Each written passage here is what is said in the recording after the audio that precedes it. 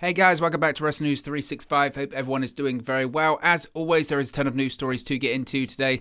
So let's talk a bit about Sami Zayn, because we just saw the news about Kevin Owens, of course, re-signing with WWE this week. But also, it looks like his longtime partner, enemy, best friend, whatever you want to call him, Sami Zayn, possibly has also re-signed with the company. Now, of course, both their contracts were up in January of 2022, but it's rumored that Sami Zayn has signed a new WWE contract. Now, this isn't confirmed in the same way that Kevin Owens' contract extension was confirmed first by Sean Ross Sapp Fightful, and then, of course, he did an interview with a French-speaking WWE announcer on a podcast where he did confirm that he had indeed signed a long-term contract extension with the company. Now, it was previously reported that Sami Zayn's WWE deal was set to expire before the end of 2021, but now the Wrestling Observer newsletter is reporting that actually Zayn's deal was coming up in early 2022. It was also reported that there had been recent locker room talk of Zayn re-signing with the company. This, of course, would explain Zayn's recent segments in terms of rubbing shoulders, if you will, with Brock Lesnar on SmackDown, and maybe getting a bit of a push on the blue brand going forward. Now, Zayn re-signing with WWE has not been confirmed by WWE sources as of the time of recording right now, but there is talk within the company that he has indeed signed a new deal. This would come right after, of course, Zayn's longtime friend Kevin Owens signed a new multi-year contract with WWE. Now, Zayn signed a 3-year contract with the company in 2018. It was modified a bit, time added on after he had time off for surgery.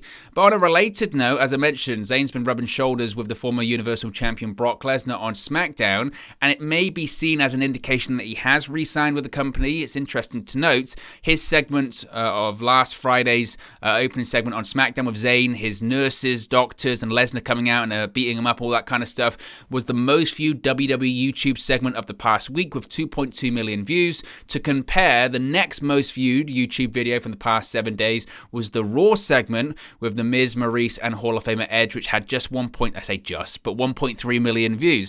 So it goes to show that, obviously, as I mentioned, Zayn might be getting a bit of a renewed push. They had a segment last night on SmackDown where he's going to be part of that. Was it 12 Days of Christmas Gauntlets to set up an Intercontinental Championship challenger? I haven't looked at the spoilers. I don't intend on looking at the spoilers. I like to watch these things live and try and be as less spoiled as possible, so I don't know what the case is with that. The Owens and Zayn situation, first of all, the Kevin Owens one, because it's just been crazy here. We're trying to cover stuff, but I was surprised. I think a lot of people were surprised. I was surprised that Kevin Owens re-signed. I thought he was as good as gone. I thought he would be going to AEW. I thought he would be following the recent pattern we've seen of people, realizing that maybe WWE, in terms of a creative place, isn't the best place to be. There is no job security. I mean, I know there's no job security in pro wrestling anyway, but certainly in WWE, there's no job security. Obviously, he's got huge connections and ties within AEW as well. It felt like a better fit for him there, but ultimately, he said, look, I've been with the WWE for 7 years. They made me a great offer, an offer that works for my family, so I'm staying here. I was caught off guard. I was surprised. Now that Owens has re-signed, and I don't know if how much Owens re-signing with WWE really affects Sami Zayn. I think maybe a little bit. Of course it will a little bit, but I think ultimately Sami Zayn's his own man. But maybe he did have a conversation with Kevin Owens, and Kevin Owens going, look, I'm going to stay. And if Zayn can get himself a good deal, then good for him. And it's the same for Kevin Owens. I don't begrudge anyone with staying with WWE. I really don't.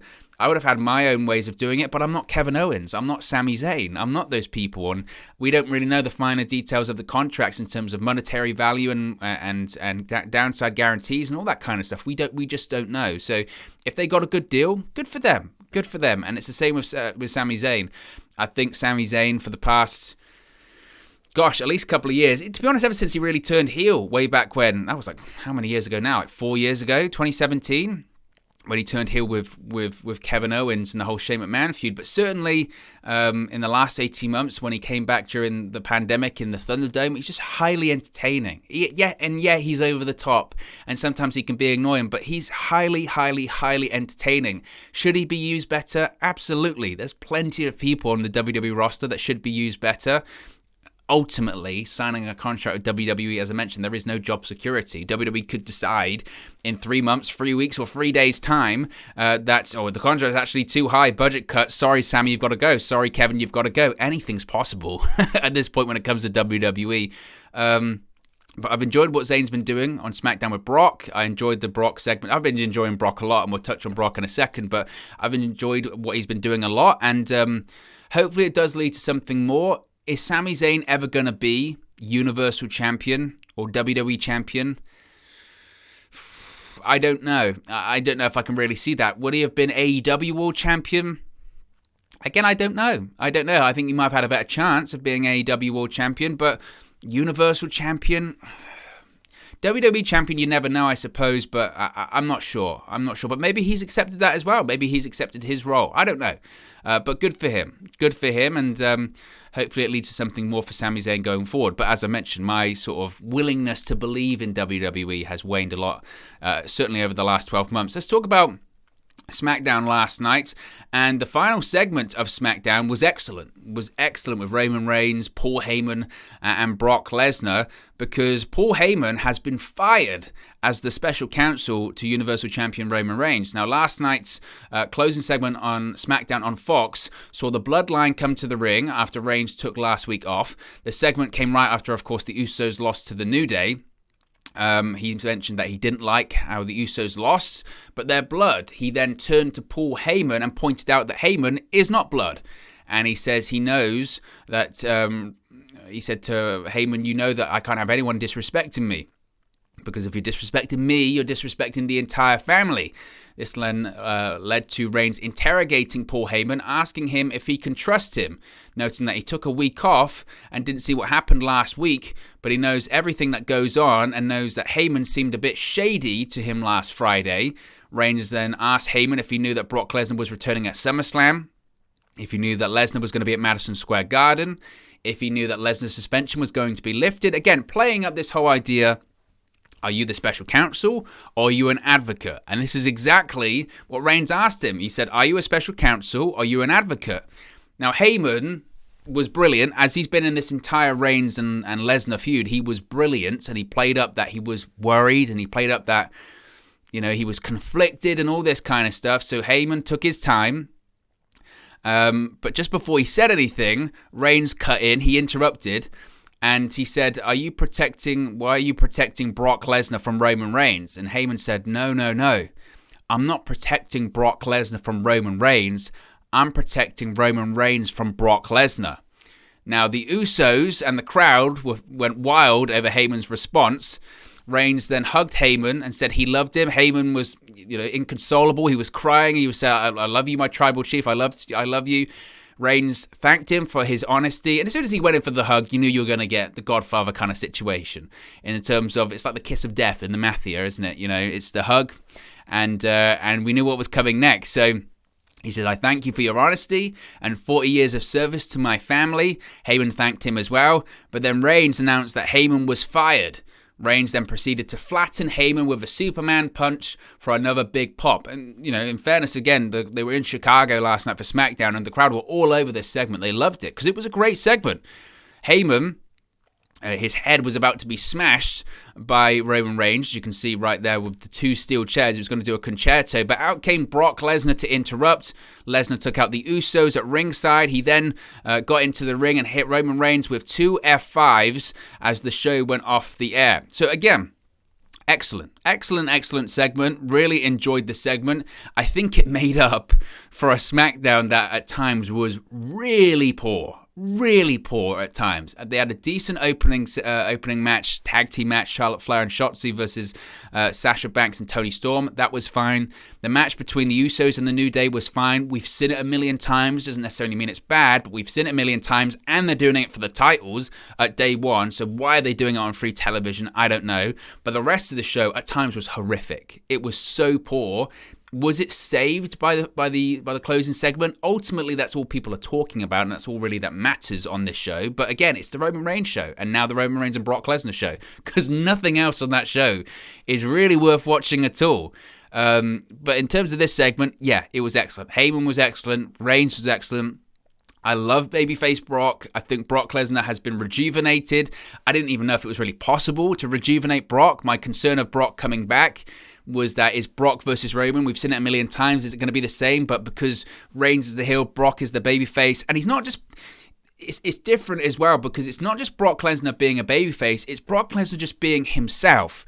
You know, he's not in the athletic gear and all that kind of stuff. He's coming out in overalls and flannel shirts. He's got a beard. He's got like a ponytail. And he's just been Brock Lesnar. And it's highly entertaining. He's still a beast. He's cutting his own promos, which have been great as well. It's enthralling. It's the best thing on the show, easily. And I know some people were concerned about having it again at WrestleMania, because we're going to get a rematch after day one. We're going to get it at WrestleMania, and people are like, oh, do we want to see it 3 times? What else can WWE do right now? What else can they do? To their detriment, they've got nothing else. And Brock and Roman, they're the best thing on the show. So I'm all for it for WrestleMania, because I enjoyed last night immensely. Now, what I will say, and this is kind of my theory going forward with this, is that I think that last night was a ruse. I think last night was a ruse by Heyman and Reigns. I think the finish, we know there's going to be this controversial finish at day one that sets up the possibility of a rematch at WrestleMania. I think what we will see is Heyman and Reigns, they were actually colluding together. This was all planned. This was all staged to lure Brock Lesnar into a false sense of security. So as we go into day one, you're going to have Heyman advocating for Brock Lesnar. Heyman's going to be in Brock's corner. And then the finish of day one is going to see Heyman turn on Brock. Reigns gets the victory. And then we realize Heyman just took a punch for the family. He took a punch for the team. He proved his loyalty to Roman Reigns. Lesnar will get screwed. Lesnar will be furious. This then leads to Lesnar entering the Royal Rumble. He wins the Rumble, sets up the match between Reigns and Lesnar at WrestleMania. My only concern with that is Lesnar's got to win. Lesnar's got to win eventually. Can't lose 3 times to Roman Reigns in a row. But then also, I don't want to have Brock Lesnar as the Universal Champion for a long period of time and not be on television. SmackDown aren't going to have that, especially on Fox. But I guess that's a discussion for a later time. Either way, the segment last night was great, although I do think it's a ruse for day one. I really do. Speaking of Reigns, I did want to touch on this briefly. A lot of people were outraged by this, and I guess it's just social media. So Roman Reigns debuted a new Needle Mover t-shirt on SmackDown this week. It had been going around on social media. Now, fans on social media, and it's a reference to the comments that Roman Reigns made about CM Punk back in August, about, how CM Punk didn't move the needle during his time in WWE like The Rock or John Cena did. This is what Reigns said at the time. He said, quote, "When it comes down to it, CM Punk was not as good or as over as John Cena, wasn't as good or over or moved the needle like The Rock. It just what it was." Reigns also referred to Punk as bitter and all this kind of stuff. So with this and this needle mover, and you can't really see it on there, but it says like jobber, mid-carder, main event, tribal chief, all that kind of stuff. And people got almost outraged by it. It's so corny, or it's so this and it's so that. And Reigns mentioned, the legitimate needle moving stuff after it was announced in the summer that SummerSlam in Vegas was the highest grossing and most viewed SummerSlam of all time, and all that kind of stuff. Was that due to Reigns, or was that due to it being on Peacock and all this kind of stuff? Yeah, look, it is what it is. As far as a shirt, it's fine. And he's a heel, I guess. He's a heel, and look, it's difficult to argue with Reigns in the sense that the ratings aren't particularly, I guess, great for WWE in general. SmackDowns are fine, and they're on Fox. They're doing most of the time over 2 million viewers. And if they didn't have Reigns on that show, they would be doing less than 2 million viewers. That's all that show has, is Roman Reigns and Brock Lesnar. That's the only thing that show has going for them at the moment. Yes, you've got Charlotte Flair and Sasha Banks on there. They get decent reactions.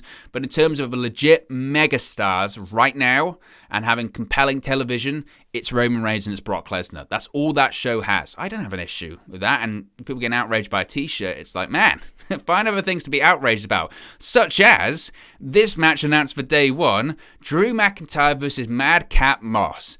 Oh my goodness. Now, I wasn't going to talk about just a match being announced because I want to keep these videos relatively short. But I had to talk about this because of the segment that preceded the match announcement last night. So a new match has been announced for day one. The match will see Drew McIntyre, former WWE Champion Drew McIntyre, the guy that carried Monday Night Raw throughout the pandemic in the Thunderdome, take on Madcap Moss with Happy Corbin in his corner. Now, SmackDown last night, saw McIntyre crash an episode of Happy Talk, retrieving his sword from Adam Pearce's desk, which Moss and Corbin stole last week. Corbin later booked Moss to face McIntyre at day one. Moss didn't seem thrilled about the news. I think originally the plan probably was going to be McIntyre and Jeff Hardy versus Corbin and Moss, but of course Hardy's been released, so we're getting a singles match instead. First of all, who cares about this match? Nobody. Nobody cares about this match. No disrespect to Drew McIntyre, no disrespect to everyone else involved, nobody cares. And that segment, this is why I wanted to talk about this, that segment last night was awful. Terrible. I don't know how it can pass for television. They were in Chicago, they're in the Allstate Arena, whatever it's called at this point, Rosemont Horizon, whatever you want to name it. And during the segment, you had this sword sticking out of a table like a toothpick, and you've got Madcap Moss and Happy Corbin doing like bad jokes, and the crowd just started chanting CM Punk. And obviously, why wouldn't they? Why wouldn't they? And I know you get those people now on social media going, oh, crowd's trying to hijack the show. It's terrible. The crowd did not try and hijack the show. For the entirety of the show, the crowd were fine. They popped for Reigns, they popped for Lesnar, they popped for the match at the beginning of the show. They enjoyed the tag team match between the Usos and the New Day. The crowd weren't trying to hijack the show. The crowd were telling those in the back sitting in Gorilla, Vince McMahon and Bruce Pritchard, this segment sucks. It's awful. And that's what that CM Punk chant's become on WWE television. It's a sign of what we're watching isn't good. We don't like it. It's terrible. Do something different. And I can't really wrap my head around of, was WWE purposely doing a bad segment, or did they think legitimately that was good television? I don't know anymore. I don't know. It was comically bad. I mean, it was so bad. And also you get that discussion point of, those people that will say, but they're heels. They're heels, right? Madcap Moss and Happy Corbin, they're heels. They're bad jokes on purpose. You're meant to not like them. You're meant to be annoyed. It's a different kind of heat. It's a different kind of heat, brother. It so is, because I was this close to switching off and just going, you know what? It's like nearly 3 a.m. in the morning over here in the UK. Why am I watching this live? I'm off. It was terrible. It was terrible. And it's so frustrating because Baron Corbin's had this WWE career where most of the stuff he's been involved in, not for much fault of his own, but most of the stuff he's been involved in has been terrible. Whether it's, him winning the Money in the Bank and then not cashing in properly and losing, whether it's Constable Corbin, whether it's now Happy Corbin, they had it. They had it over the summer where he was down and out Corbin, sad Corbin. It was great. It was good television. It was fun. And I know maybe it has a limited shelf life and you need to evolve, but it was bad. It was so bad. And this match at day one, I mean, it should just be a case of they get in the ring, McIntyre hits a Claymore out of there in 10 seconds. That's what it should be. But then I would say as well, what's the point? What is the point of that? Just to fill time. Just to fill time. I don't get it. But look, guys, as always, this is just one man's opinion. What are your thoughts on these WWE news stories we've spoken about today? Let me know your thoughts in the comment section below. I'll do my best to respond and reply to all of your comments. Really enjoy interacting with you guys, talking about WWE, AEW, Impact Wrestling, New Japan Pro Wrestling, all things pro wrestling here on the channel. So be sure to get involved in the community, drop a comment below. All opinions are welcome. If you have enjoyed this video, please do smash a like on the like button too. Really does help us out here on YouTube. Get the rankings and get into people's recommendation feeds if they haven't seen our videos previously. But most importantly, if you haven't already, please do subscribe to Wrestle News 365. You can do that by clicking the bottom right hand corner of the screen right now. Or if you wait a few seconds, there'll be a subscribe button at the end of this video along with another video for you to watch. Thank you very much for watching, listening, streaming, or have you come across this video today, and I'll speak to you again very, very soon. Hey guys, thank you for watching, listening, streaming, or however you come across this video today. Be sure to click on the video on the right there to watch our next video, or click the bottom there to subscribe, or the bottom right hand corner. Thank you very much, and I'll speak to you again very soon.